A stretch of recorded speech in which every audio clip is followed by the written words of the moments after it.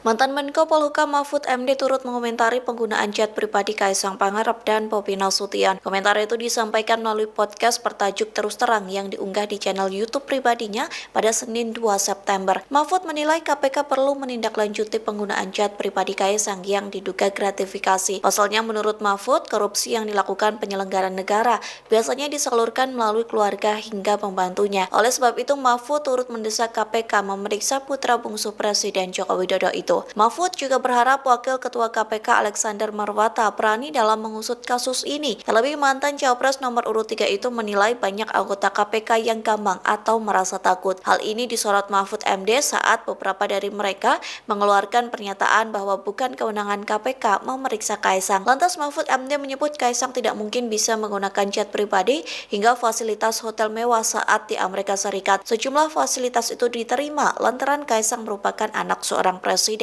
Mahfud MD pun membandingkan dengan anaknya yang tak mungkin mendapat fasilitas serupa lantaran orang biasa. Ia juga menyebut jika hasil pemeriksaan Kaisang tidak terbukti melakukan gratifikasi, maka kasus tersebut harus dilimpahkan ke perpajakan. Pihaknya pun tertawa dan berkelakar jika uang yang digunakan Kaisang naik jet pribadi merupakan hasil goreng pisang.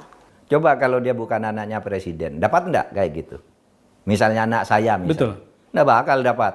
Betul. Private jet sampai ke Amerika sekian hari lalu dengan sekian penumpang, hotelnya juga bisa saja ditanggung gitu kan. Itu kalau anaknya orang biasa kan nggak bisa. Yeah. Itu kan karena anak presiden. Nah, di situ sebenarnya jiwa larangan gratifikasi itu ya seperti itu. Iya.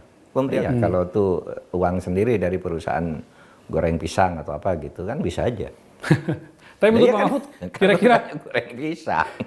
Pengusaha pisang soalnya Pak. Download Tribun X sekarang, menghadirkan lokal menjadi Indonesia.